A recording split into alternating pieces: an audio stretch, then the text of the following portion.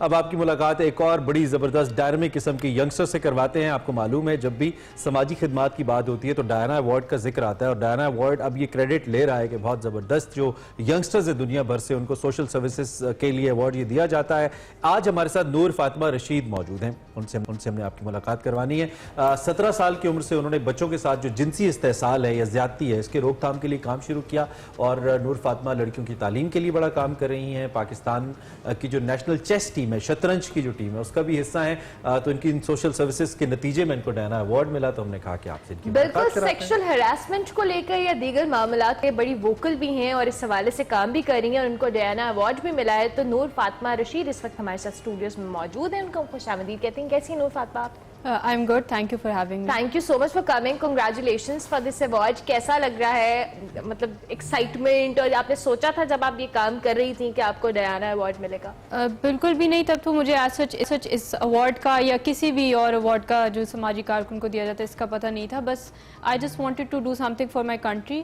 और जब मैंने देखा कि ये इतना बड़ा टाबू है, हरासमेंट के इश्यूज़ और चाइल्ड अब्यूज़, और इसके बारे में लोग बात नहीं करते हैं, जब मैंने इस पर रिसर्च शुरू की तो दैट वाज समथिंग जो मैंने रियलाइज़ किया that I want to work on it and I want to play my role.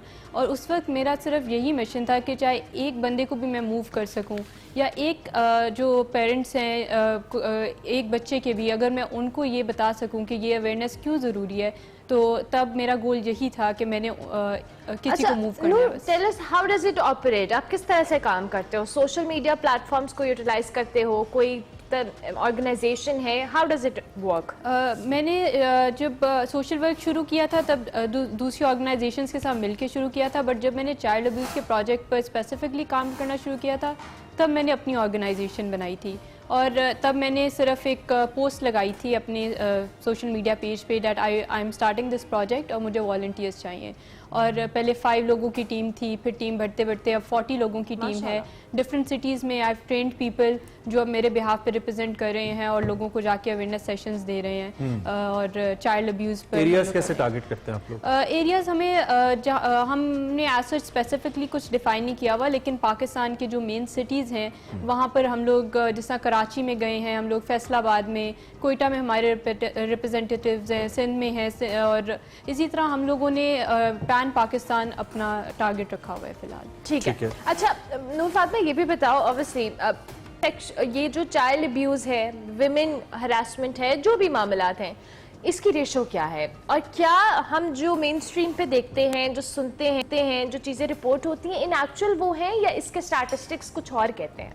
Well stats में है कि 1 in 4, but I am sure कि एक्चुअल स्टेटिस्टिक्स बहुत ज़्यादा हैं, बिकॉज हमारे इधर ये टाबू है।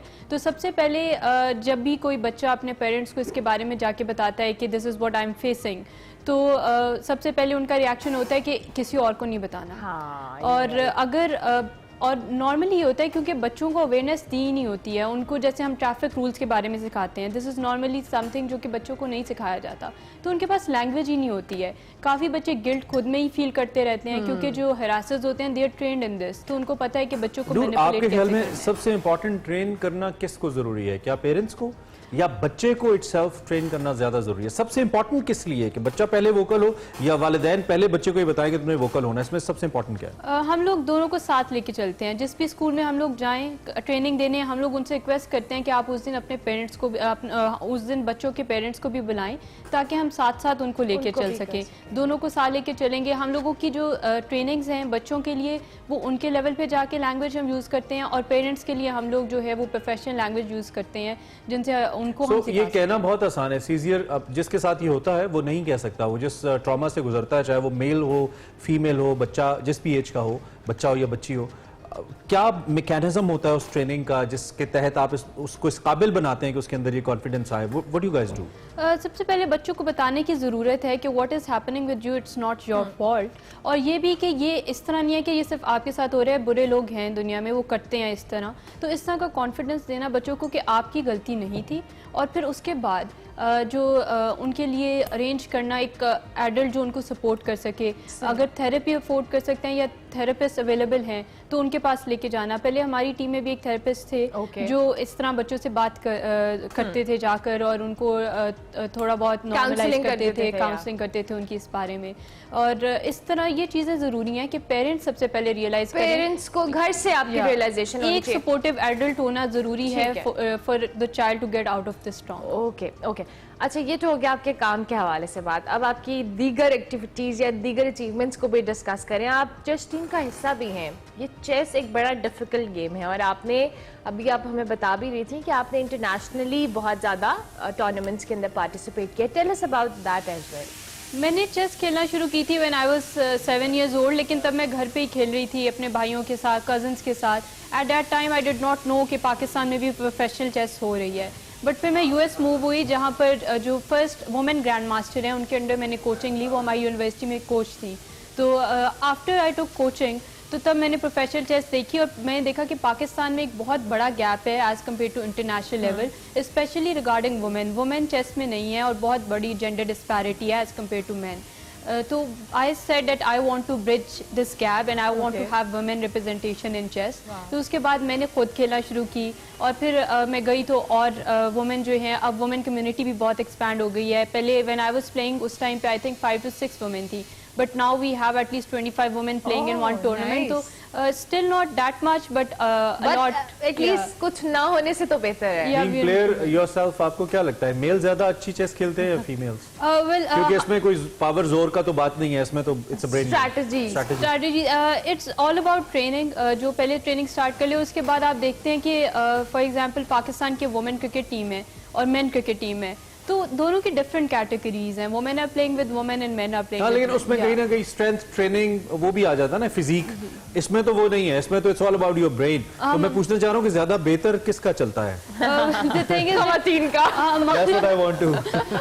जोदत पोलगार हैं जो ग्रैंड मास्टर हैं और उन्होंने she is the only one जो कि अभी टॉप 10 ब्रेक कर पाई हैं आज तक ओवरऑल जो ओपन कैटेगरी है उसमें, और वो अभी भी ओपन टूर्नामेंट्स खेल रही हैं। तो it is possible to play. आप इनके प्लान्स के हवाले से जरूर नूर फातिमा जरा प्लान्स बताएं, आगे फ्यूचर में क्या सोचा है, क्या आपका फोकस है?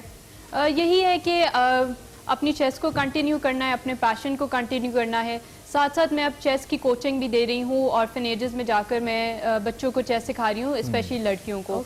तो आई वुड वांट कि और फीमेल्स जिनको मैं सिखाऊँ कम से कम वो भी आगे आएँ और वो भी पाकिस्तान को रिप्रेजेंट करें चेस में, और अपनी एनजीओ को और सोशल वर्क को साथ साथ लेके चलने। बहुत अच्छा। और अपना सोशल वर्क के पॉइंट ऑफ व्यू से टाइम हमारा खत्म हो रहा है। आप चूंकि एक प्लेटफॉर्म पे हैं, बहुत सारे पेरेंट्स आपको देख रहे हैं, बहुत सारे बच्चे भी आपको देख रहे होंगे जो मे बी इस किस्म की सिचुएशन से गुजर रहे हों इस वक्त, आप उनको कुछ भी कहना चाहें, how can you help them through our platform?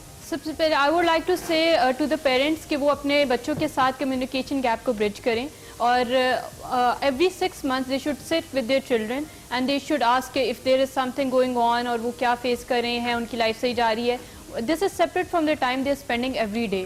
6 months बाद उनको एक सीरियस कॉन्वर्सेशन भी करनी चाहिए, और रोज अपने बच्चों के साथ टाइम स्पेंड करें। जस्ट नोटिस कि कोई एक्टिविटी है, कुछ है जो बच्चे डिफरेंट कर रहे हैं, या बच्चों का बिहेवियर तब्दील अगर हो रहा है। यस, एंड बच्चों के लिए यही है कि they should be comfortable, they should be vocal and they should be taught the language to communicate with their parents. Lovely, thank you very much Noor Fatima, was lovely meeting you. बहुत जबरदस्त आप काम करिए। नूर फातिमा रशीद हमारे साथ मौजूद थी, डायना अवार्ड विनर।